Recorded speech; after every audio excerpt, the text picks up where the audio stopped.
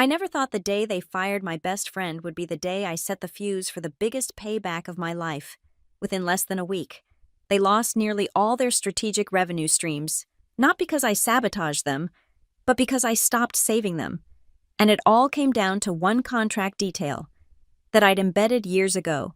They thought loyalty was disposable.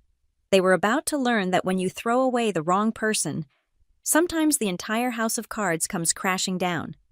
My name is Rachel Monroe, and for 12 years, I'd built my life around Apex Med Systems.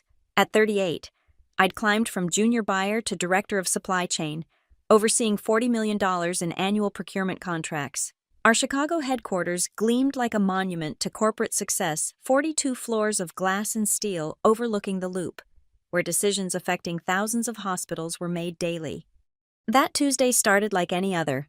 I arrived at 7:30 a.m., grabbed my usual dark roast from the executive floor's coffee bar, and settled into my corner office. Through the floor-to-ceiling windows, Lake Michigan stretched endlessly, its surface catching the morning sun. Anna Reynolds was already at her desk across the hall, her blonde hair pulled back in that signature bun, fingers dancing across dual monitors as she reconciled our quarterly financials.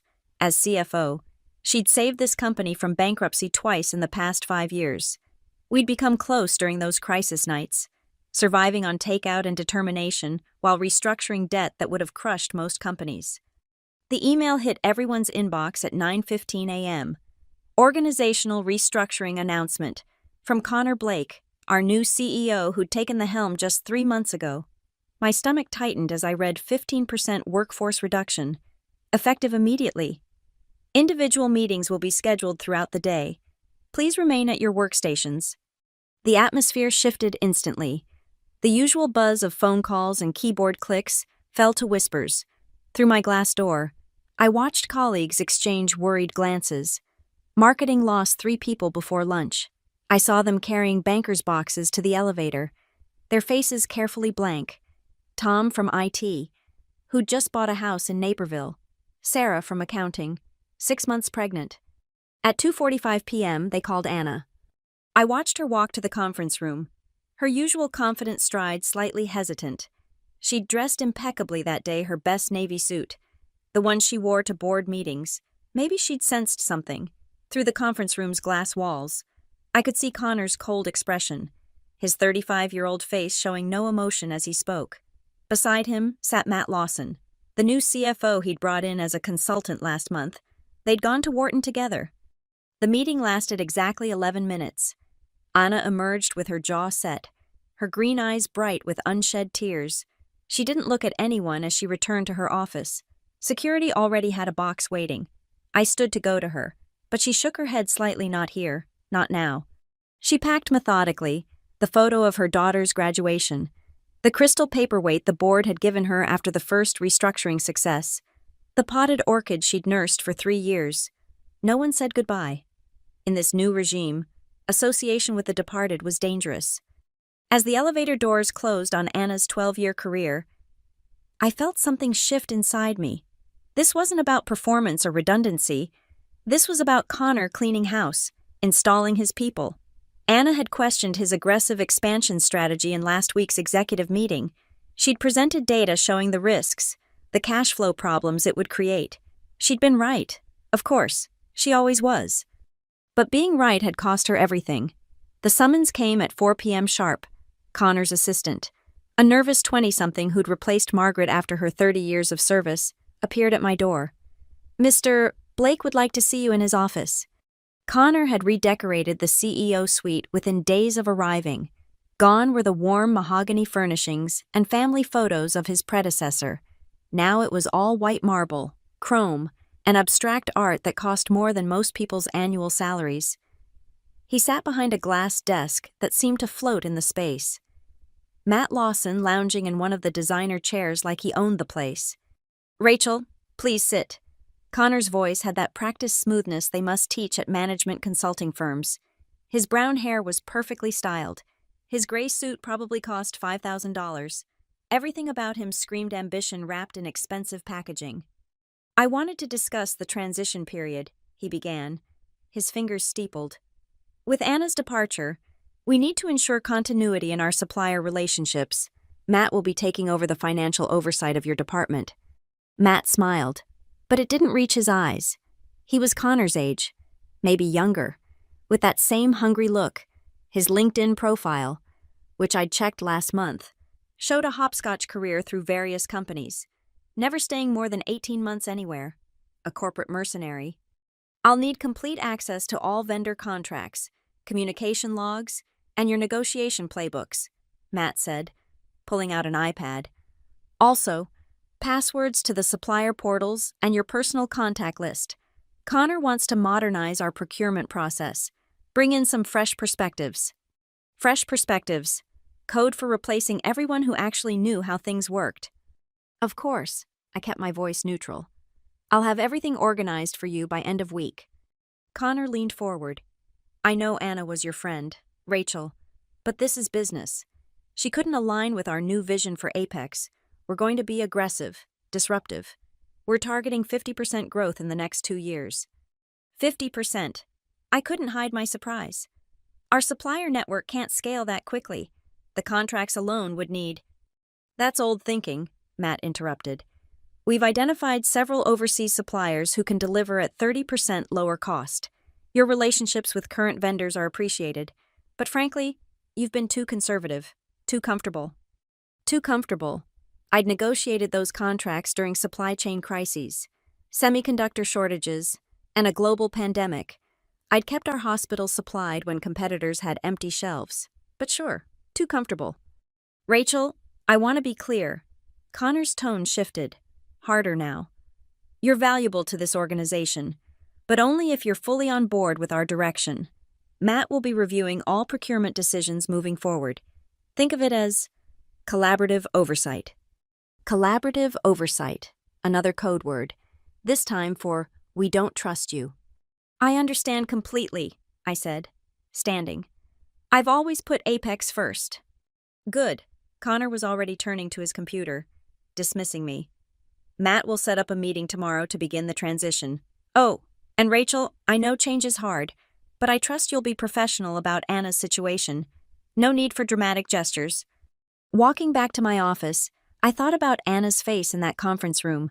12 years of loyalty, of saving this company, reduced to 11 minutes of termination. And now they wanted me to hand over everything I'd built, every relationship I'd cultivated, to Matt Lawson, whose main qualifications seemed to be drinking scotch with Connor at their alumni events. My computer pinged with a new email from Matt. Subject transition timeline, urgent. He wanted a meeting at 7 a.m. tomorrow, plus a complete audit of all contracts over $1 million by end of day. I stared at the email, then at Anna's empty office across the hall. They'd already removed her nameplate. No dramatic gestures, Connor had said. We'd see about that. That night, I couldn't sleep. At 2:30 a.m., I found myself in my home office, laptop open, scrolling through contracts I knew by heart. Every major supplier agreement from the past 5 years lay spread across my desk in digital form. I'd negotiated each one personally, flying to facilities, building relationships, sometimes arguing for hours over single percentage points. Then I saw it. Buried in the terms and conditions of our largest contracts, a clause I'd insisted on years ago. Key person provision. This agreement recognizes Rachel Monroe as the primary negotiating party. Should Ms. Monroe's employment status with Apex Med Systems change, the supplier reserves the right to immediate contract review and potential termination with 72 hours notice. My hands trembled slightly as I opened another contract. Same clause, another, same, 12 major suppliers, representing $41 million in annual revenue, all containing variations of this provision. I'd fought for these clauses during the 2020 supply crisis, when vendors were desperate for stable partners and I was the only one keeping communication channels open. They'd agreed because they trusted me, not Apex. I pulled up our supplier dashboard. MedTech Solutions, $8 million annually. Exclusive provider of our surgical equipment. Pharma Direct, $12 million. Critical drug supply chain. Global logistics partners, $6 million. Handling all our Midwest distribution. Each relationship built over years of late-night crisis calls, emergency shipments, and personal guarantees when Apex's credit was shaky. The irony was beautiful. Connor and Matt wanted my relationships, my contacts, my playbooks.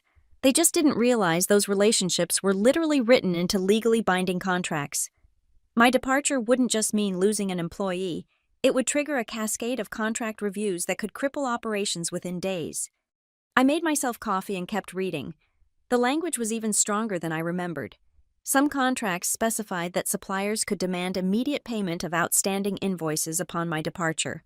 Others allowed them to renegotiate pricing with 30 days' notice, clause after clause, a spiderweb of provisions I'd woven to protect both sides during uncertain times.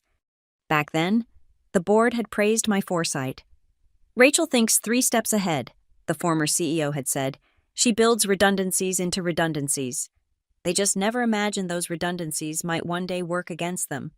At 4 a.m., I opened my personal email and found Anna's message. "Drink tomorrow. The usual place. 8 p.m. The usual place was Murphy's, a bar 5 blocks from Apex, where we'd celebrated victories and mourned defeats for over a decade, where we'd designed the financial restructuring that saved the company, where she'd convinced me to stay when a competitor offered double my salary. I typed back, "I'll be there." Then I did something I hadn't done in 12 years at Apex. I opened LinkedIn and updated my status to "Open to Opportunities" within an hour. Despite the early morning, 3 recruiters had messaged me. One caught my eye, Melissa Grant, Vice President at Helix Healthcare, Apex's biggest competitor. "Rachel, I heard about the changes at Apex. We should talk. Breakfast Friday." Melissa and I had faced off across negotiating tables for years, competing for the same suppliers, the same contracts. She'd tried to poach me twice before. Smart, ruthless, and unlike Connor, she understood that relationships in this industry were everything. I closed the laptop as dawn broke over Chicago. Through my apartment window, I could see Apex's tower in the distance, its glass facade catching the first light, somewhere on the 42nd floor. Connor was probably already planning his next cuts, his next optimization. Matt was likely preparing his takeover of my department, studying my contracts without understanding the relationships behind them. They wanted to play corporate games. They wanted to treat people like disposable assets, chess pieces to be sacrificed for quarterly earnings. Fine. But they'd forgotten one crucial thing in chess. Pawns that reach the other side of the board become queens, and queens control the entire game. Murphy's hadn't changed in 20 years. Dark wood, dim lighting, and bartenders who knew your order before you sat down. Anna was already in our corner booth, a Manhattan in front of her, another waiting for me. Even after everything, she looked composed blazer traded for a cashmere sweater, but her posture still radiating the authority of someone who'd managed billions. "You look like you haven't slept," she said as I slid in across from her. "Been doing some light reading, contract review." I took a sip of my drink.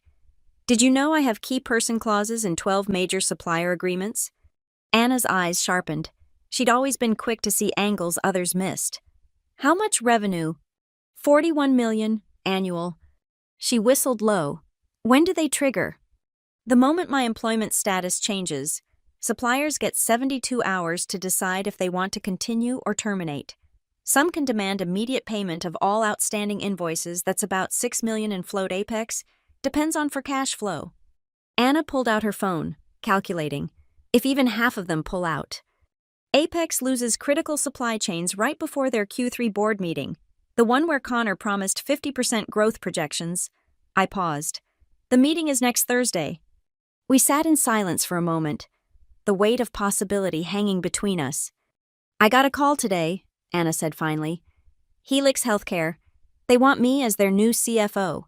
Melissa Grant specifically mentioned they're looking to expand their supplier network.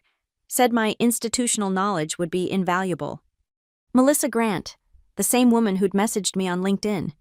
"She reached out to me too. Breakfast meeting Friday." Anna leaned forward. "Rachel, think about this.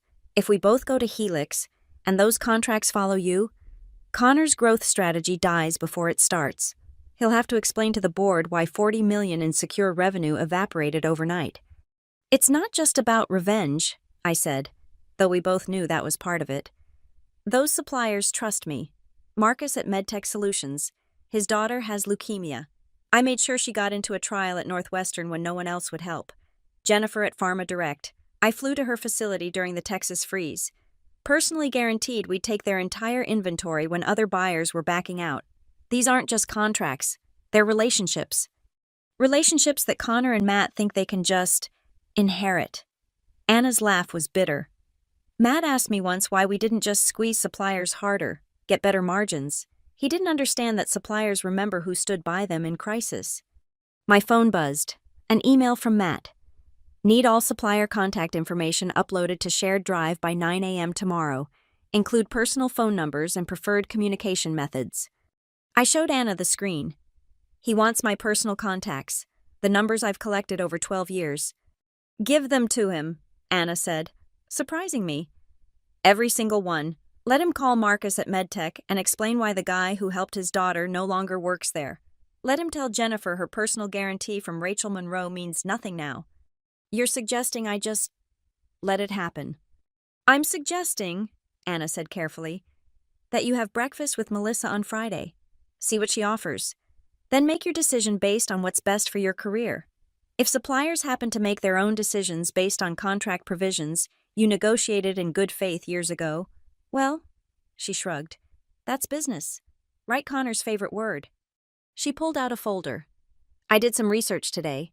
Helix's supplier network is their weak point. They have the infrastructure and client base but lack reliable procurement channels. With your relationships and my financial structuring, we could build something Connor could never touch. When would you start? 2 weeks. Melissa wants me there before Q3 ends. Anna met my eyes. She said if I could bring strategic partnerships, there'd be a significant signing bonus for both of us. The bar noise faded around us. This was it, the moment where I chose between loyalty to a company that had discarded my best friend and loyalty to the relationships I'd built over 12 years. The board meeting is Thursday, I said slowly. If I gave notice Monday morning, the 72-hour notice period for suppliers would expire. Wednesday night, hours before Connor presents his growth strategy. We both knew what that meant. Connor walking into that boardroom, confident in his projections, only to have his phone explode with termination notices from every major supplier, $40 million in revenue vanishing overnight. His entire vision crumbling because he'd thrown away the wrong people. Friday breakfast, I said, raising my glass. Let's see what Melissa offers. Anna clinked her glass against mine. To business, Connor's favorite word. Friday's breakfast with Melissa confirmed everything. Helix offered me Senior VP of Global Supply Chain, a 40% salary increase, and a signing bonus that made my eyes water. But the real prize was autonomy, full control over supplier relationships with no collaborative oversight. I want Anna as CFO, and you running procurement, Melissa said over Eggs Benedict. Together, you two could build something extraordinary, and if certain suppliers choose to follow you, she smiled, well, we'd welcome them warmly. By Monday morning, I was ready. I'd spent the weekend meticulously preparing, every contract photographed and backed up to my personal cloud legally. Since I'd negotiated them, my personal contacts exported from my phone, not the company system. 12 years of relationship capital, documented and secured. At 7 a.m., I sat through Matt's transition meeting, nodding as he explained his revolutionary procurement strategy, overseas suppliers, margin optimization, aggressive negotiation tactics, everything that would destroy the delicate ecosystem I'd built. I'll need those contacts uploaded by noon, Matt said, checking his phone constantly. Connor wants me fully operational by Wednesday. Of course, I replied, uploading the requested information to the shared drive. Every contact, every email, exactly as requested. I just didn't mention that I'd already sent personal emails to each key supplier from my private account, explaining that organizational changes might affect our working relationship, professional courtesy, nothing more. Tuesday was theater. I attended every meeting, answered every question, played the perfect loyal employee. Matt grew more confident, starting to contact suppliers directly, introducing himself as the new point of contact. The responses he got were cool, professional but distant. Marcus at MedTech actually asked to verify the organizational change with me personally. Why do they keep asking for you? Matt complained Tuesday afternoon. I'm the CFO now. Relationships take time, I said mildly. They'll warm up. Wednesday morning, I submitted my resignation letter to HR at 8 a.m., effective immediately. By 8:15, automated emails went out to 12 major suppliers, triggered by the legal notification requirement in our contracts. The key person clause was now active. 72 hours to decide their future with Apex. Connor called me into his office at 8:30. What the hell is this? He waved my resignation letter. A career opportunity I couldn't refuse, I said calmly. Helix Healthcare, senior VP position. His face went red. You're going to our biggest competitor. You signed a non-compete, which specifically excludes supplier relationship management, since Apex classified that as non-proprietary skill set to avoid paying me market rate. Your legal team confirmed it last year when you denied my raise request. Matt burst in, phone in hand. We have a problem. MedTech Solutions just sent a contract review notice. They're citing some key person clause. His phone rang, then Connor's, then the desk phone. Pharma Direct is threatening to terminate, Matt said, reading his screen. Global Logistics wants immediate payment of outstanding invoices. What's happening? I stood. It's called business. Gentlemen, those contracts you wanted so badly, they're built on relationships, my relationships, which are walking out the door with me. You did this, Connor snarled. You sabotaged us. I negotiated favorable terms for Apex during a crisis. Those terms included protection for the company's key relationships. You decided those relationships were disposable. The suppliers are simply exercising their contractual rights. My phone buzzed. Marcus from MedTech. Got your notification. Helix treating you right. We should talk about that exclusive surgical equipment deal. Another buzz. Jennifer from Pharma Direct. Congratulations on the new position. Let's discuss transferring our Midwest distribution contract. Connor's assistant knocked. The board chair is on line 1. He wants to know why suppliers are sending termination notices. You can't do this, Connor said, but his voice had lost its edge. Fear crept in around the corners. I'm not doing anything, I said, heading for the door. I'm starting a new job. The suppliers are making independent business decisions based on contract terms you never bothered to read. Oh, and Matt. I turned back. You might want to check Section 47 of the Global Logistics contract. The immediate payment clause triggers in... I checked my watch. 54 hours. That's $6.2 million in outstanding invoices. Hope you have the cash flow. The last thing I heard as the elevator doors closed was Connor screaming at Matt to fix this, but we all knew the truth. You can't fix relationships you've already burned. You can't demand loyalty you've never earned. By Wednesday night, 7 of 12 suppliers had notified Apex of their intent to terminate. The other 5 were reviewing their options. The board meeting was tomorrow at 10 a.m., Wednesday night. My phone wouldn't stop buzzing. Former colleagues at Apex texted frantically, describing the chaos consuming the 42nd floor. Emergency meetings running past midnight. Legal teams combing through contracts. Matt desperately calling suppliers who wouldn't answer. I ignored them all, focusing on my new Helix laptop, setting up my office for Monday. Anna called at 9 p.m. You won't believe what I'm hearing, she said. Connor's been calling every board member, trying to spin this as a minor supply chain adjustment. He's still claiming he'll hit the 50% growth